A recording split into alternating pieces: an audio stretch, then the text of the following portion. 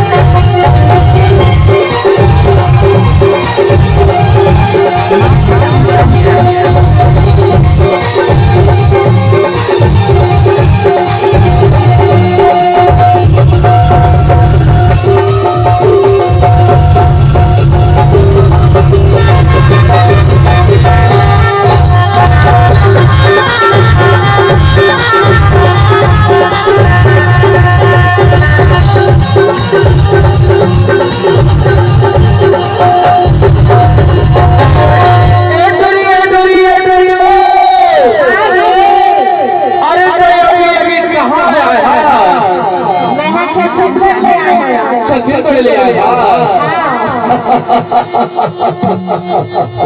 छत्तीसगढ़ ले आया अब तक कहाँ आया है काका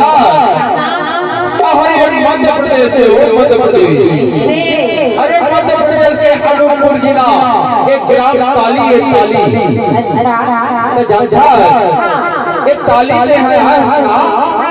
तो ये ताली बड़े सोच समझ के रेंगे कामर जानता ये ताली गांव के नाम ये ताली गांव के टोना है अमर कबर और जानता आज दिवाली के एकादशी है ना